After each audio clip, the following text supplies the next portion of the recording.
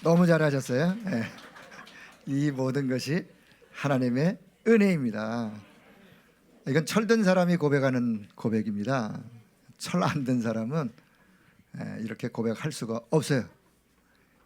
누구나 철이 들면 이제 그래, 내 인생 모든 것이 다 하나님의 은혜군요 라고 밖에는 고백할 말이 없어요. 그래, 안 그래요? 그래요. 인생 살아보세요. 젊어서 푸릇푸릇 해가지고 나는 절대 안 낼 것 같이 그렇게 한평생 살아가는데 어느 날 철 들고 보니까 벌써 인생이 하반기에 접어들고, 그래서 지나온 과거를 돌이켜 보면 순간순간이 그래요, 하나님의 은혜였습니다 라고 밖에는 할 말이 없는 거죠. 그런 어떤 진실한 고백이, 자, 저와 여러분의 고백이 되어지기를 바라면서 오늘 야고보서 5장 13절에서 16절, 사실 이제 지난 수요일 날 이어서 하려고 그러다 좀 시간이 많이 가가지고 이어서 못했기 때문에 지난 시간에 이어서 자, 치유사역이라고 하는, 사실 뭐 지난 시간에 1번이라면 2번 이렇게 좀 뭐 말씀을 좀 제목으로 잡아도 좋겠고요. 자, 서론에 보면, 자, 성경에 보면 물론 이제 오늘부터 또 우리 여제자반들 지금 덕평에서 지금 치유 237 훈련을 지금 받고 있는데, 사실은 자, 우리가 예수님을 만남과 동시에 저와 여러분 자체가 영적으로 치유가 시작이 되었고 육신적으로도 치유받을 부분들이 있기 때문에 사실은 구원받는 순간 구원 그 자체가 치유예요. 그렇죠? 구원 그 자체가 치유예요. 어떤 치유? 영적인 치유. 신분이 치유되어지고, 내가 하나님 만나지 못해서 내 인생이 방황하다가 그리스도를 통하여 하나님을 만나면서 내 인생이 제대로, 인생의 코스를 제대로 이제 들어온 거예요. 그런 치유죠. 자, 성경에 보면, 성경에 출애굽기 15장, 자, 성경부터 출애굽기 15장 26절에 보면, 자, 뭐 찾을 시간 없으니까 그냥 제가, 나는 너희를 치료하는 여호와임이라.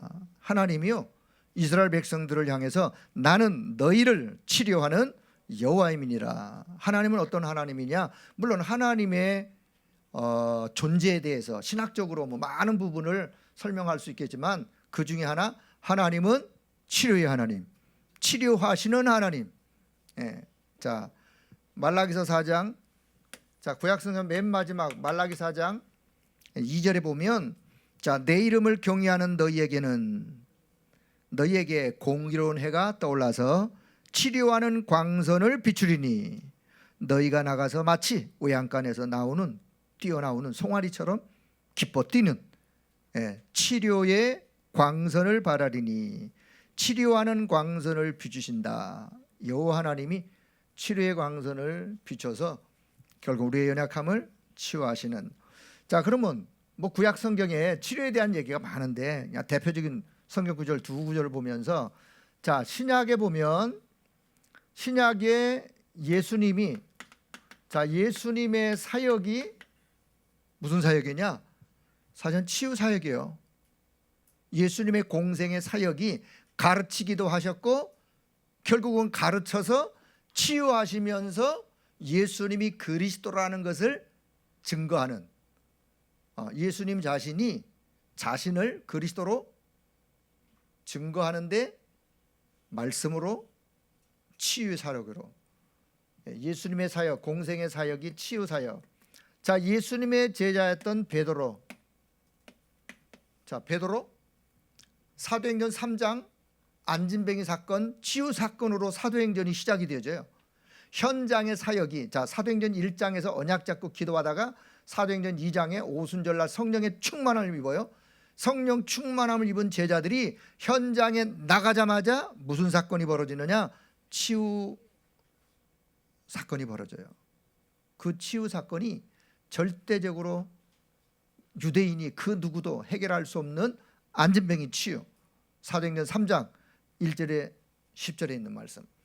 자, 사도행전 5장에 여기 한번 자 야고보서를 이렇게 잡으시고 사도행전 5장을 한번 볼까요? 사도행전 5장.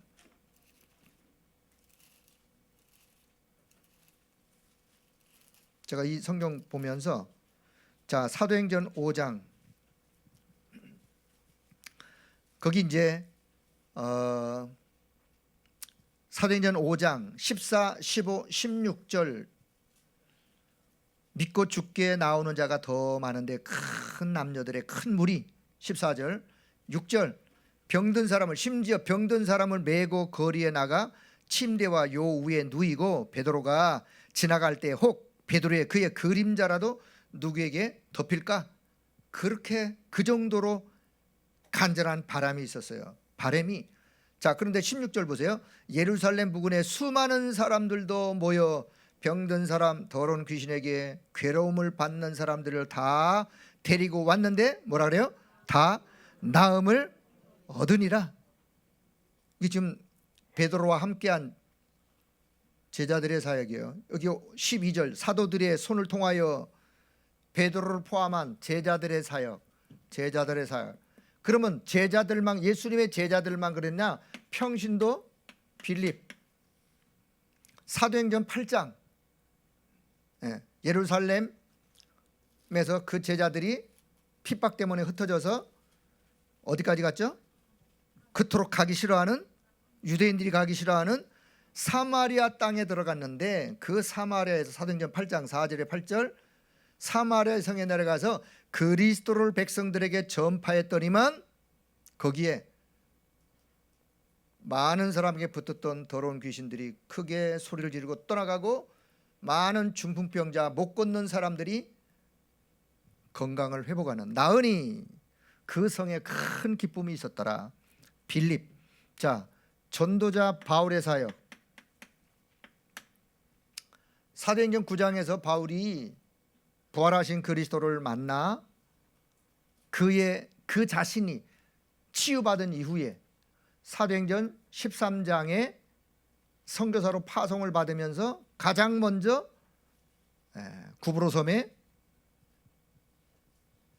그 총독이 치유되어지는 무속 현장에 사도행전 16장에 점술 현장에 점치는 여인이 치유되어지는 사도행전 19장에 거기에 많은 종교 많은 우상 숭배하는 그 자들이 치유되어지는.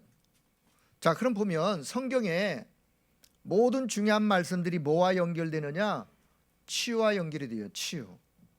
그럴 수밖에요.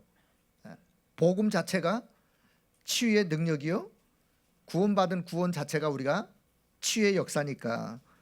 자 그래서 오늘 치유 사역에 대한 말씀을 좀 다시 자 현장 말씀 운동 자체가 다시 현장의 말씀 운동 자체가 치유 사역이에요. 현장에서 말씀 운동을 펼치다가 보면 당연히 치유의 역사는 일어나게 되어 있어요. 그래서 오늘 자 요 치유 사역과 동시에 우리가 치유 다락방 자 치유 다락방을 현장에서 저 응답을 받는 그런 일들이 있길 바라면서 자 그럼 어떻게 펼쳐가면 되겠는가? 자 서론적인 이야기를 좀 더 드리도록 하겠습니다. 자 하나님이 사람을 창조하신 창조의 목적이 뭐라 그랬죠? 목적이 이사야 43장 7절 21절 하나님이 사람을 창조하신 목적 7절 하나님의 영광을 위하여 21절 하나님이 사람으로 하여금 하나님의 이름을 찬송하도록 찬송으로 찬양하기 위하여. 다시 말하면 두 개를 동시에 말한다면 하나님이 인간을 창조한 목적이 뭐냐? 인간은 창조주 하나님을 찬송하고 경배하고 영광을 올려드리는 그게 인간 창조의 목적이에요. 자 저와 여러분의 인생이 누구든 어떻게 살았던 우리 인생을 통하여 하나님이 영광을 받으시고 하나님이 하나님께 찬양 경배가 되어지고 하나님이 영광을 받으신다면 그분의 인생은 하나님 보시기에 정말 멋있는 아름다운 그런 인생을 산 자요, 지금 내가 혹 하는 일이 보잘것없다 할지라도 그것을 통해서 하나님께 영광이 돌려지고 하나님께 찬양과 경배가 돌려지는 일이라면 그 일은 하나님 보실 때 너무너무 소중하고 귀한 일이에요. 사람이 볼 때는 별 볼 일 없는 혹 그런 일일지 모르겠지만 하나님이 보실 때는, 자 그러면 하나님께 찬양과 경배와 감사 영광이 돌려지는 일이 그럼 어떤 일이냐 구체적으로 여러분, 복음과 관계되어지면 그건 무조건 하나님께 찬송과 영광이 돌려지는 일이요. 복음과 관계된 일, 전도와 선교와 관계된 일, 그 말 다른 말로 표현하면 사람을 살리는 일, 사람을 죽이는 게 아니라 사람을 살리는 일, 그 일이라면 무슨 일이든 그 일 자체가 하나님께 경배와 찬송과 영광이 돌려지는, 자 그래서 사람을 창조한 목적을 먼저 이해하시면서, 자 두 번째는요, 자 그럼 창조의 목적이 그렇다면 자 이건 뭐 서론적인 이야기니까, 자 두 번째, 인간을 이렇게 창조하셨지만 인간이란 존재를 영적 존재로 창조하셨어요. 자, 잘 아시는 말씀이기 때문에, 자 창세기 1장 27절 28절 우리가 치유를 얘기하려면 또 원론적인 말씀을 말할 수밖에 없어요. 항시 우리는 가장 기본적인 원론을 놓치면 안 돼요. 그게 늘 어디에서든지 가장 기본적으로 핵심적으로 그게 이 베이직으로 깔리면서 그 다음 것들이 이야기가 돼야 돼요. 자 그래서 하나님이 인간을 창조할 때, 사람을 창조하실 때 창세기 1장 28절 영적인 존재로 하나님과 함께하는 존재, 하나님과 함께 하나님을 누리는 존재, 그게 신분, 그 하나님과 함께 그분이 주시는 영적 힘을 가지고 세상을 정복하고 다스리는 권세, 그런 영적인 존재로, 그래서 영적인 존재인과 동시에 영적인 축복을 이미 받았어요. 인간, 하나님이 인간을, 사람을 창조할 때 뭐 인간이나 사람이나 뭐 다 마찬가지인데, 제가 지난주에 사람이 본분의 욕을 잃어버리면 인간이 된다, 그건 제가 그냥 하는 소리고요. 그냥 인간이나 사람이나 똑같은 건데, 자 창세기 1장 28절 영적인 축복을 받았는데, 자 그런데 세 번째 영적인 문제가, 이 영적인 문제를 보고 우리가 근본의 문제야, 근본 문제라 그래. 근본의 문제. 이런 영적인 축복을 받았으면서 근본의 문제가 결국은 창세기 3장 1절에서 6절의 문제예요. 요 근본의 문제는 사실은 뿌리의 문제, 뿌리. 눈에 보이지 않지만 사람이란, 인간이란 영적인 존재인데, 이 영적인 존재가 근본 문제로, 어떤 문제, 하나님과 함께 해야 될 인간이 하나님을 떠나서 원죄라는 죄 가운데 빠지면서 사단에게 장악돼 버린, 이게 근본의 문제예요. 요 근본의 문제이기 때문에 뭐가 찾아오냐, 영적인 병이 찾아왔어요. 근본의 문제 자체가 영적인 병이에요. 영적인 병.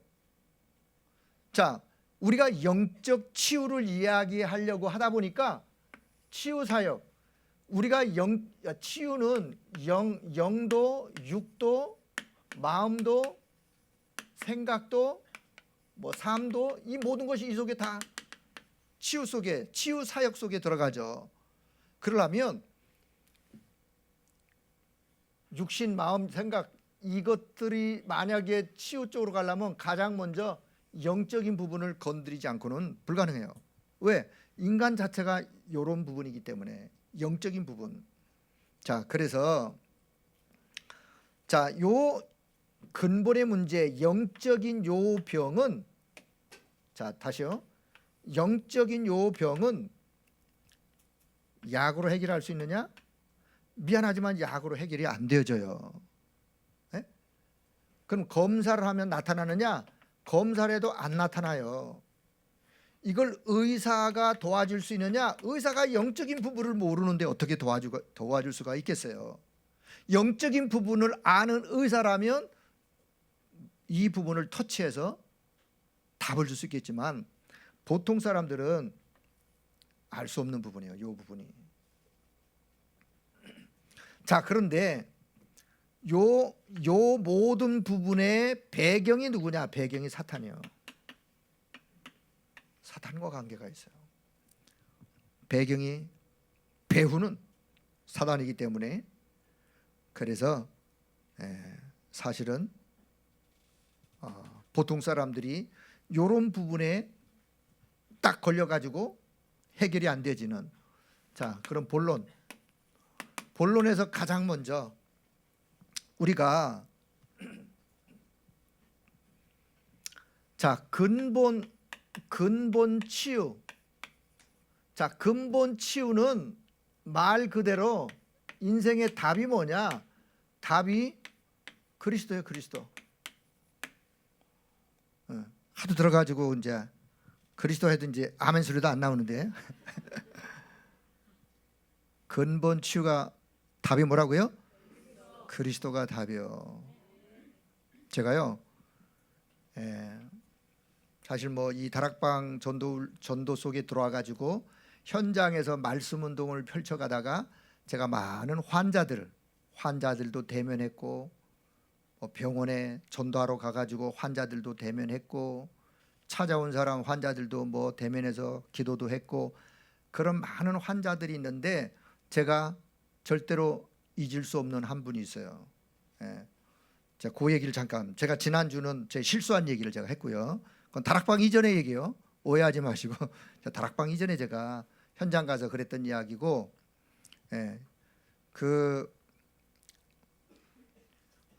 결혼 정년기에 있는 어떤 아가씨가 직업이 영어 강사예요. 영어 강사면 사람이 그렇게 아주 이상한 사람이 아니에요. 똑똑한 사람이에요. 영어 강사. 그래서 학원에서 아니면 또 아이들에게 집에 찾아가서 또 이렇게 영어 강사로서의 어떤 그렇게 하면서 이렇게 수입 돈을 벌면서, 그런데 이 아가씨가 머리가 너무너무 아파가지고 어떻게 병원에 가서 해도 아무런 증상이 안 나타나는 거예요. 얼마나 머리가 아팠으면 내가 가지고 있는, 의사한테 그랬대요. 내가 가지고 있는 돈 다 줄 테니까 이거 좀 안 아프게 좀 해달라.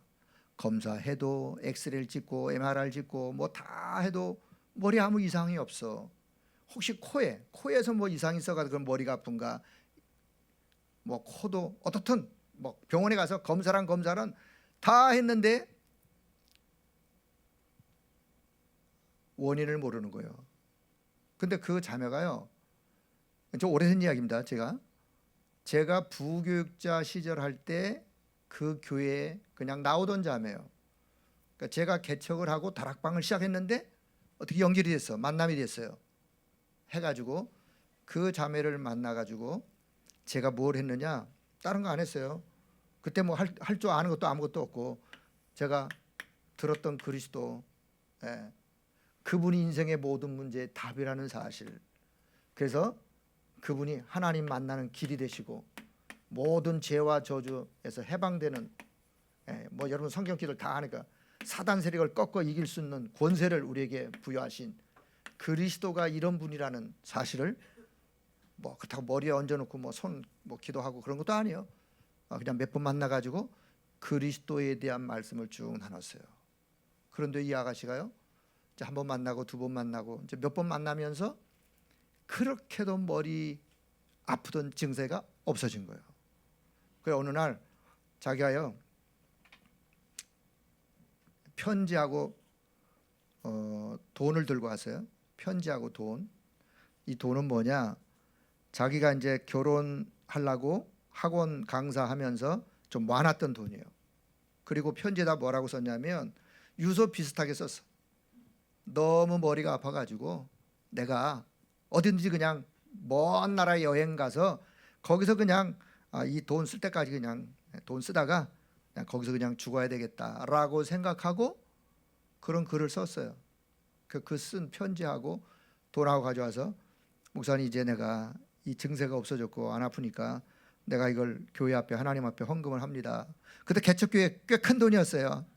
개척교회 치고는 뭐 지금 뭐 그렇게 큰 적은 아니지만 개척교회 상황에서는 그래도 그 헌금이 문제가 아니라 그 자매에게 뭐 했느냐? 딴 거 안 했어요. 뭐 했다고요? 그리스도 얘기했다니까요. 그리스도. 왜 근데 그 자매가 아프다 증세가 왜 없었? 저도 그건 잘 모르겠어요. 왜? 그리스도가 우리 인생 모든 문제 해답이기 때문에 그 자매가 정말 예수 그리스도가 인생의 주인 되어주고 주인 되어질 뿐만 아니라 그분이 내 인생의 답이라는 사실을 언약으로 붙잡는 순간 하나님이 역사하셨겠죠. 성령이 저는 역사했다고 믿어요. 왜냐? 증세가 없어졌으니까 뭐 말로 어떻게 설명할 길이 없는 거예요. 한 거라고는 이것밖에 없었는데 그리스도 전달한 것밖에 없었는데 몇 번 만나가지고 그리고 그 자매가 그 교회에서 오겠어요? 안 오겠어요? 오지 말라도 지금 권사님이 돼 있어요. 내가 아무개 권사님 이렇게 얘기하면 아유 목사님 나보고는 아무개 자매 이렇게 자매님 부르는 게 더 친근히 있다 그러는데 지금은 권사가 돼가지고 애 낳고 시집가서 애 낳고 뭐 남편 또 전도해가지고 신앙생활 잘하고 있어요. 뭐냐? 인생의 답이 영적인 문제에 저는 이렇게 생각해요. 아마 그 자매가 그냥 일반 교회에 나갔지만 답이 없이 그냥 종교생활 그렇게 하다가 그리스도가 그 인생의 답으로 그 영혼에 그리스도가 주인 되어지는 순간 성령께서 그 자매의 영적인 부분 아무리 검사하고 아무리 가서 뭐 하고 해도 안 낫는 거예요. 안 나니 얼마나 그 자매가 괴로웠겠어요. 괴롭다 못해 그 결혼 자금 가지고 다 쓰고 죽으려고 편지까지 써놨다가 그 편지하고 돈하고 들고 왔다니까요. 자, 그래서 답은 뭐냐? 근본 문제의 답은 뭐가 답이라고요? 그리스도가 답이에요. 그리스도가 하도 들어가지고 이제 답이 아닌 것처럼 느껴질지 모르겠지만 여러분 그리스도를 못 듣는 사람이 그리스도 한 요 의미 깨닫고 인생의 답을 찾고 사실은요 하나님의 요거 되어지면 하나님의 자녀가 되어지는 거예요. 자녀가 되어질 뿐만 아니라 이제는 성령과 함께 그 성령께서 내주하시고 인도하시고 그의 삶 가운데 역사하시고 그 지금부터 뭐 하면 되느냐? 그 그리스도의 이름을 부르기만 하면 되는 거예요. 현장에서 그리스도 이름을 진짜로 믿고 부르면 하나님이 성령으로 역사하셔서 영적인 치유부터 육신의 치유는 따라오게 되어 있어요. 그래서 우리 치유 사역자들이 현장에 가서 진짜 환자를 만나던 꼭 육신의 환자만이 아니라 어떤 부분의 환자를 만나던 답은 그리스도가 답이라는 사실. 모든 문제의 답은 그리스도예요. 딴 거 없어요. 인생이. 그럼 그리스도를 만났는데도 해결이 안 되어진다. 해결이 안 되어지는 게 아니라 진짜 그리스도를 만났는데도 그 증세가 그대로 있다. 그럴 수도 있어요. 그런데 그분이 진짜 그리스도의 답을 내리면 그 다음부터 그 증세가 있어도 그분에게 변화는 일어나게 돼 있어요. 무슨 변화? 생각부터 변화가 비록 내게 이 질병을 내가 가지고 있지만 고린도후서 12장 바울의 고백이에요. 가지고 있지만 그러나 이 질병으로 인하여 오히려 하나님의 능력을 더 체험하게 되어지는. 그래서 자 근본의 치유가 그리스도라는 사실. 자 두 번째는요 우리가 치유 자 다락방을 하면서 자 여기서부터는 유 목사님이 치유에 대한 이야기를 하시면서 자 제가 좀 이렇게 좀 소개를 하려고 그래요. 자 제일 많은 질병이 정신의 병. 정신병 하면 또 여러분이 또 획그닥 돌아가지고 뭐 이상한 사람만 정신병 그러는데 그런 정신병 말고 그런 사람도 물론 정신병이지만 그냥 뭐의 병이에요? 정신의 병이에요. 정신의 병. 자, 정신의 병. 늘 목사님 이렇게 표현하죠. 뭐 손가락 발가락 병이 아니고 보이지 않는 정신의 병. 예. 그래서 정신병이라고 그러는데, 자, 이 정신의 병은 우울증, 심각한 우울증, 정신 문제와 관계가 있어요. 정신의 병과 관계 있어요. 조울증, 예. 좋았다 나빴다, 오르락내리락, 조울증. 아니면 뭐 여러 가지 심각한 중독, 마약 중독, 알코올 중독, 게임 중독, 도박 중독. 중독은 이미 내 힘으로 그걸 내가 어떻게 통제할 수가 없는 거예요. 거기에 이미 확 사로잡혀 버리는 거예요. 이게 단순히 그냥 어떤 행동으로 나타나지만 거슬러 올라가면 요 정신에 문제가 와 있는 거예요. 예. 더 나가서 뭐 어떤 뭐 공황장애, 예. 아니면 불안장애. 왜 사람이 가만히 있는데 불안해요? 이유 없이 불안해요? 왜 그래요? 이 정신에 뭔가. 자, 현장에 가면 이외에도 많은 여러 가지 부분들이 있어요. 자, 이런 사람들에게 우리가 어떻게 하면 이 사람들을 그러면 치유 사역자로 도와줄 수 있느냐? 자, 첫째는요, 뭔가가 들어간 게 있어요. 들어간 것. 요 사람들에게 정신에 문제가 오기까지 분명히 들어간 게 있어요. 요 들어간 게 뭐냐? 사실요, 사단이가 가져다 준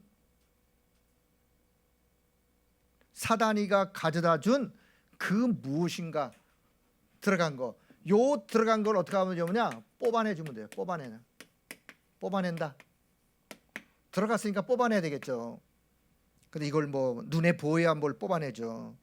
예? 뭐 손으로 뽑아내나요? 자, 그런 게 아니고 사단이가 심어놓으면 12가지 잘못된 것. 그러니까 요 뽑아내는 방법이 뭐냐? 요 방법이 바로 예배라는 사실. 자, 잘 기억하시고요. 현장에서 치유 다락방을 하면서 요런 사람을 만났을 때, 정신에 문제 있는 사람을 만났을 때 이 사람을 내가 어떻게 도와줘야 되느냐? 그냥 붙잡고 늘 기도만 해주는 거, 물론 그래도 되겠지만 진짜 이 사람에게요, 뭔가 잘못 들어가 있는 거, 요거를 뽑아내기 위해서는 예배인데, 그냥 예배가 아니라 진짜 하나님의 언약 잡고 하나님께 영적으로 드리는 요 예배. 예.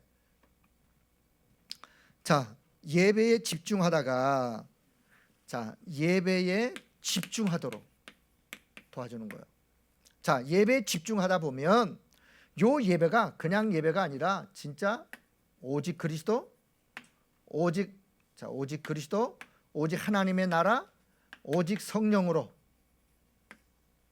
하나님께 집중하여 드리는 예배.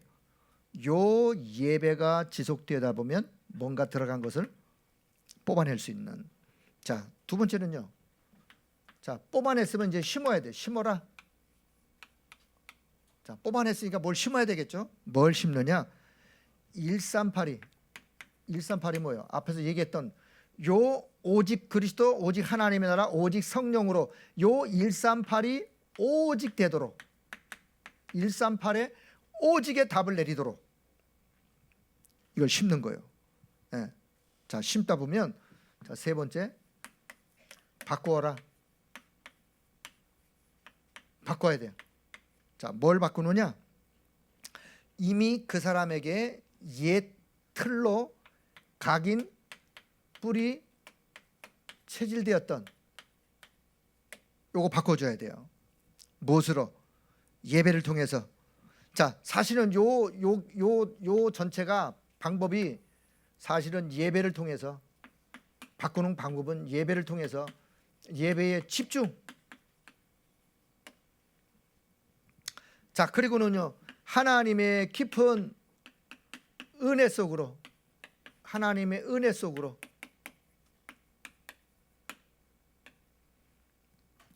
사실은요, 어떤 사람이든지 간에, 물론 정신이든 마음이든 뭐 어디든 증세가 어떻든지 간에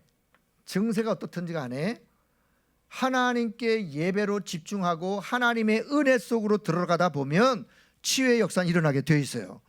여러분 꼭 방법론이 꼭 이렇게 해야 된다, 꼭 그런 것만은 아니에요. 성령의 역사는요 다양해요. 사람에 따라 사실은 치유의 역사도 다양한 거예요. 자, 그런데 좀 공통적인 방법이 있다면 이런 부분을 도와주시면 돼요. 진짜 예배에 집중하도록. 자, 두 번째는요. 자, 정신의 병. 그 다음에는 자, 요 암 환자 아니면 아주 어려운 질병. 어렵다는 말은 뭐 좀 심각한 질병. 자, 요런 부분에 있는 사람에게는 사실 우리 암 환자가 암을 알았다가 뭐 수술을 했든지 아니면 수술해서 지금 암 뭐 이렇게 계속 치유 과정 속에 있든지 간에 암 환자들에게 늘 생각이 다시 재발하면 어떡하지? 그런 생각 왜 없겠어요? 아니면 내가 이쪽에 암 치료했는데 혹 저쪽으로 또 전이 되면 어떡하지? 뭐 이런 생각들. 자, 그런데 혹시 암을 가지고 있다가 이렇게 수술했든지 뭐 했든지 지금 어느 정도 뭐 괜찮다고 그렇게 생각하는 분들, 혹시 마음에 불안해하거나 걱정하거나, 여러분 그러지 말길 바랍니다. 그런 불안과 걱정이 쌓이면 내가 영적으로 약해지는 거예요. 오히려 내가 그런 과거의 질병으로 수술했다, 그런데 내 지금 상태가 이렇다 하더라도 불안해하거나 걱정하지 말고, 왜? 불안 걱정이 결국은 마음과 생각에 자꾸만 사대가 역사하는 거예요. 여러분 불안 걱정 하지 마시고 하나님의 절대 주권을 믿길 바랍니다. 하나님의 절대 주권은 믿음을 갖도록 만들어주면 돼요. 걱정할 게 아니라 걱정한다고 해결될 것 같으면 뭐 계속 하라 그러죠. 하나님의 절대 주권을 믿도록. 그래서 하나님의 절대 주권을 믿으면서 오늘 지금 내 이 상태에서 하나님의 나라를 누리는 거예요. 하나님의 나라를 누리면서 그 하나님 나라를 누리는 게 뭐예요? 하나님이 성령으로 지금 나와 함께 하신 영적인 축복을 누리는 거예요. 이 땅에서 하나님 나라 누리다가 어느 날 나를 하나님이 내 영혼의 본향 하나님의 나라로 오라고 하시면 나는 가면 된다. 그렇게 그냥 담담하게, 왜? 내가 가야 될 곳이 분명하고 가야 될 이유가 분명하고 이미 하나님이 그 부분을 다 예배해 놓으셨기 때문에, 그래서요 걱정하지 말고 불안해하지도 말고 날마다 하나님 나라 누리는 비밀을 가지고 영적인 힘을 잃지 말길 바랍니다. 중요한 건 뭐냐? 영적인 힘을 안 잃는 거예요. 내 상태가 어떻든지 간에 중요한 건.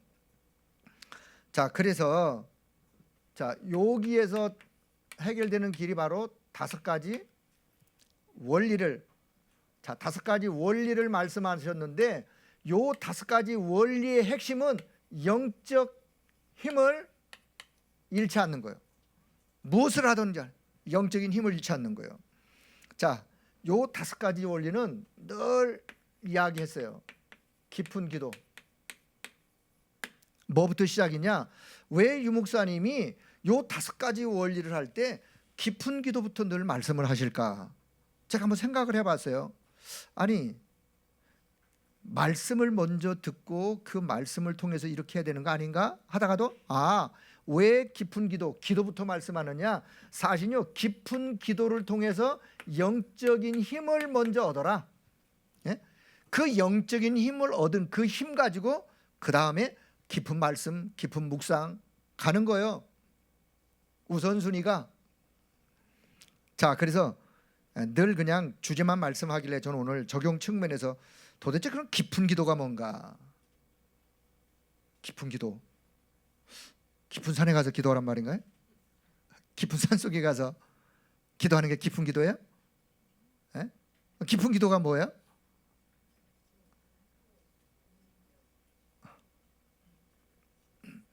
하긴 해야 되겠는데 깊은 기도가 뭔가? 어떻게 하는 게 깊은 기도인가? 새벽에 깊은 시간에 새벽 기도가 깊은 기도인가? 자, 제가 좀 설명을 드릴 테니까 깊은 기도의 깊은 기도의 요 뜻이 뭐냐? 이건요 집중의 뜻이 있는 거예요. 집중. 그리고 오로지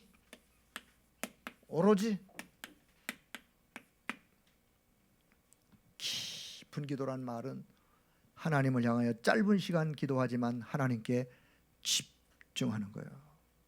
하나님께 오직. 자, 예를 들면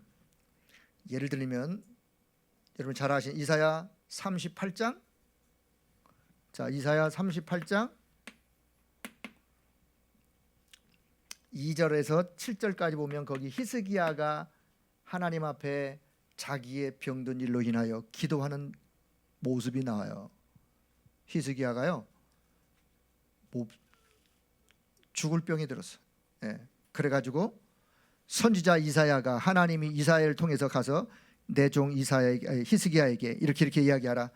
그래서 히스기야가 자기 몸 상태가 그렇다는 것을 알고 히스기야가 어떻게 했어요?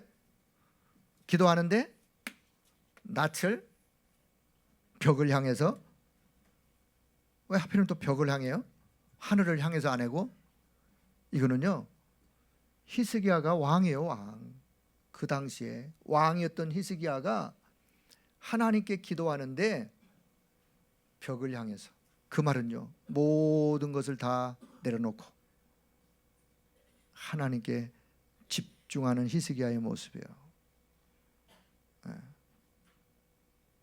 벽을 향했다는 말은요 다 모든 거 내려놓고 그 기도하는 시간, 하나님께 집중하는 기도의 시간, 하나님께 오직 기도하는 그 시간, 집중하여 하나님 앞에 기도할 때 하나님이 이사야 선지자를 통해서 말씀하세요. 이사야 선지자에게 내 종 히스기야에게 가서 이렇게 전달해라. 내가 너의 기도와 너의 눈물을 들었노라. 너의 그 생명의 연한을 내가 15년을 더 연장하마. 하나님이 히스기야의 기도를 들으시고 15년을 더. 자, 히스기야가 그 당시에, 저는 여기서 히스기야가 하나님께 벽을 향하여 모든 것을 다 내려놓고 집중하여 기도하는 요 모습을 좀 우리가 좀 이렇게 교훈 삼았으면 좋겠고. 자, 그러면 내용은 뭐냐? 내용은, 자, 이거 내용. 히스기야가 아마 이런 내용 가지고는 기도하지 않았을 거예요. 구약이니까. 자, 깊은 기도의 그러면 내용은 무슨 내용으로 할 거냐?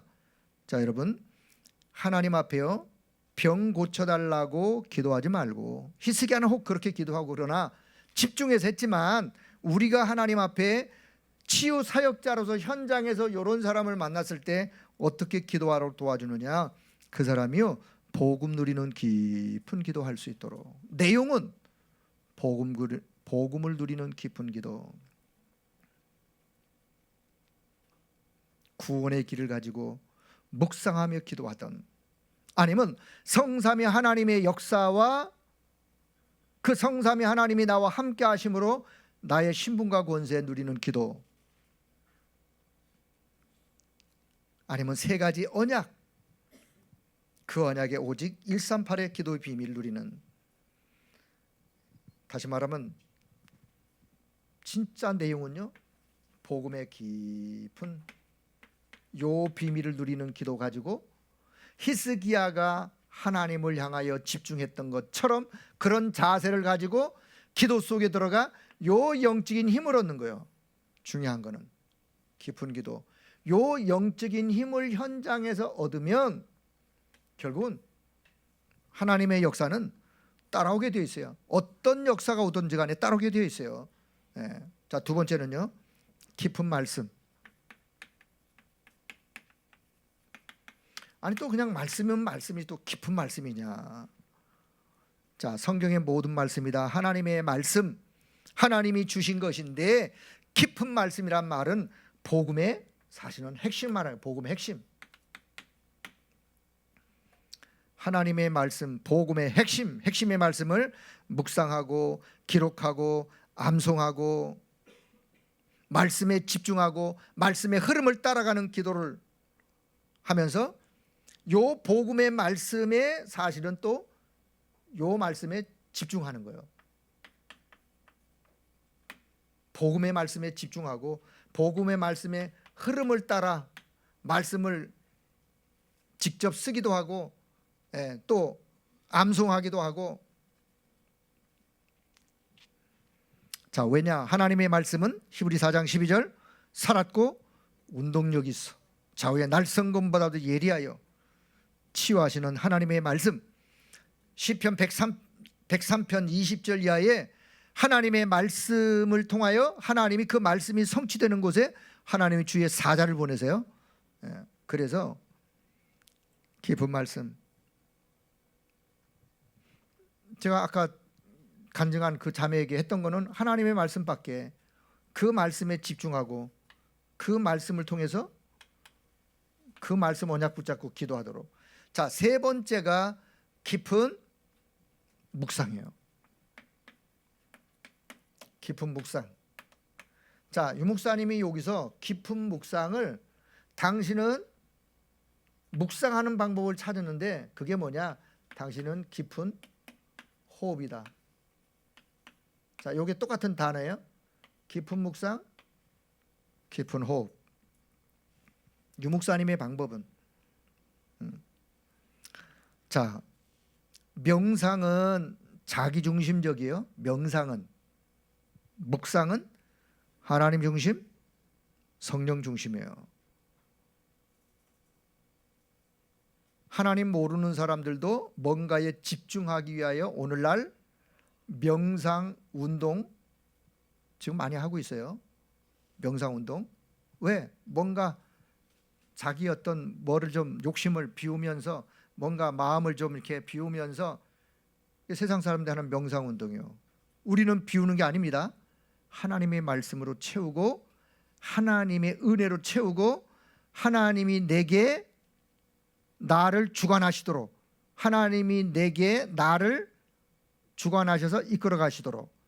그래서 하나님이 중심이 되어지는 묵상. 근데 이 묵상을요, 깊은 호흡을 통해서, 그 깊은 묵상이에요. 깊은 묵상. 그럼 이 깊은 묵상, 깊은 호흡을 할 때 어차피 호흡을 하는 거, 깊은 호흡을 하면서 뭘 묵상하느냐?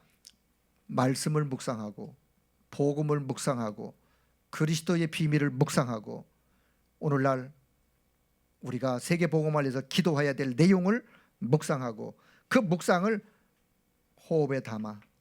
이게 깊은 묵상이에요. 다시, 깊은 묵상은 곧 나름대로 어떤 사람은, 자, 다윗은 들판에서 양을 치면서 깊은 묵상을 무엇을 했느냐? 시와 찬송으로, 찬양으로 시를 지으면서, 그게 시편이에요. 찬양하면서. 거기서 다윗이 뭘 얻었느냐? 하나님의 영적인 힘을 얻은 거예요.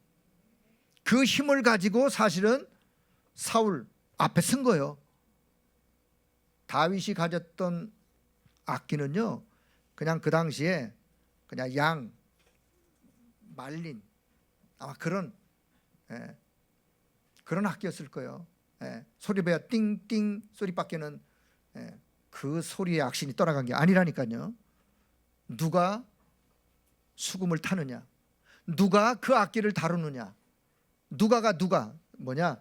이 영적인 힘을 가지고 있는 다윗이, 영적인 힘을 갖고 있는 여러분이 결국은 흑암이 그 힘 앞에 꺾여지는 그런 역사가 현장의 치유의 역사예요.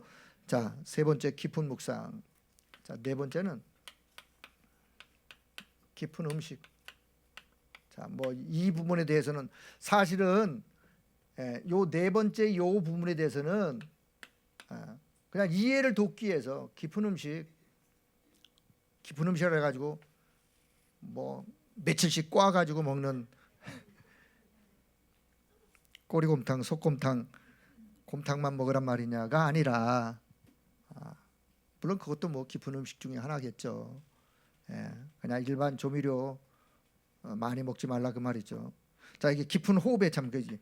호흡에 자, 나이가 들어갈수록 산소가 부족하다. 산소 부족. 네? 연세가 드실수록 우리 폐가 작아져요. 폐가 작아지니까 산소가 부족해요. 산소가 부족하니까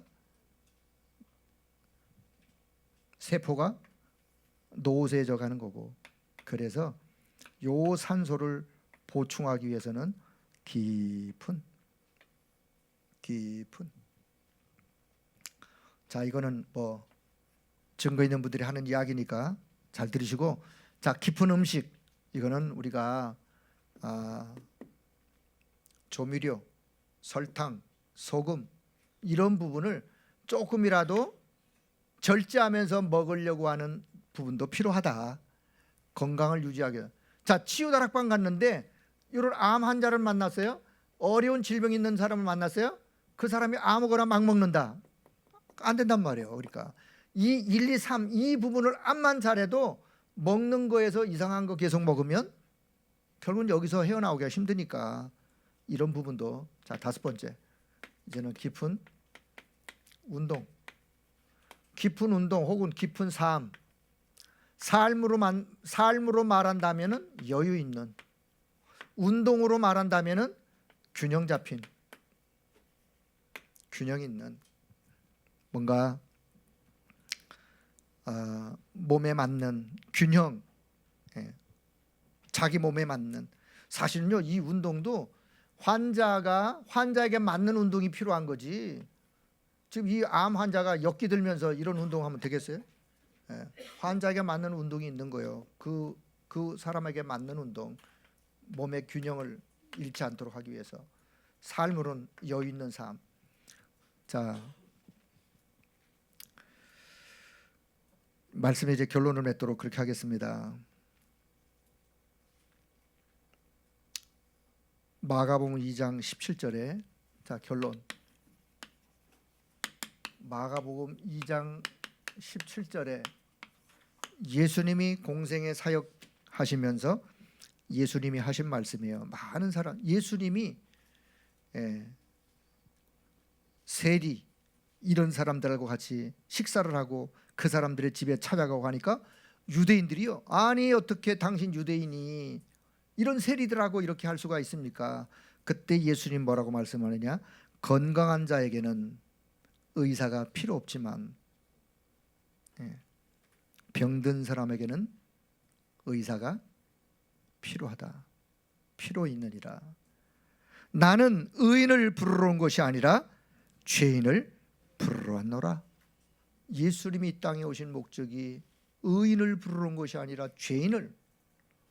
예수님은 영적인 의사로서 예수님의 공생의 사역이 치유 사역을 펼쳐갔기 때문에 저와 여러분은 현장에서 오늘 우리가 진짜 근본 치유의 인생의 답을 저와 여러분이 가지고 있다면 현장에서 만나는 사람에게 그 답을 전달하여 그 사람들을 치유해주는 그런 하나님의 역사 있기를 바랍니다.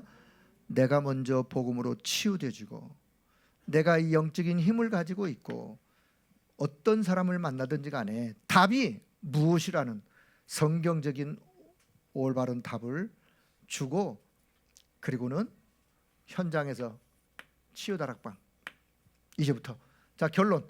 자, 그렇다면 우리 교회가 지금 적용하고 지금부터 여러분 기도해야 될 부분 하나가 치유 시스템. 치유 사역원.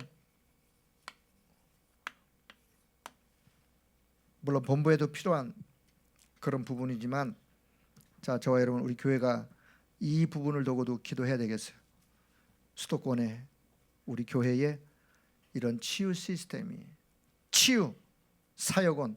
그래서 어떤 사람이라도 질병을 가지고 있는 분들이 그 질병 때문에 고통받는 것이 아니라 오히려 그 질병으로 인해서 영적인 하나님의 더 깊은 은혜 속으로 들어갈 수 있는 그런 시스템이, 그런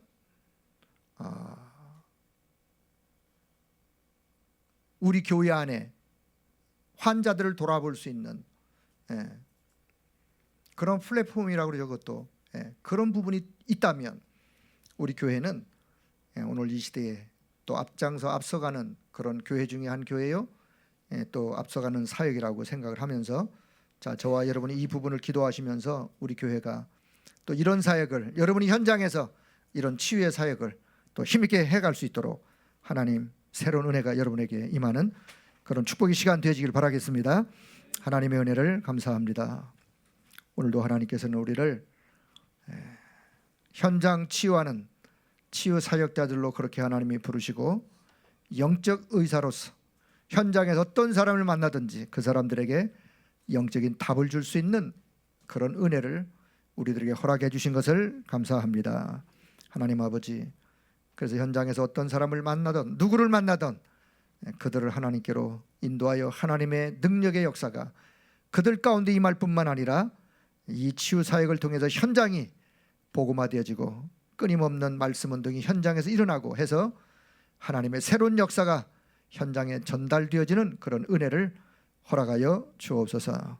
우리 교회의 치유 시스템, 치유 사역원과 같은 그런 하나님의 역사가 또 응답으로 주어지기를 소원하오며, 여기에 많은 또 헌신하는 우리 사역자들이 일어날 수 있도록 주님이 역사하여 주옵소서. 감사를 드리며 우리 주 예수 그리스도의 이름으로 기도드리옵나이다. 아멘.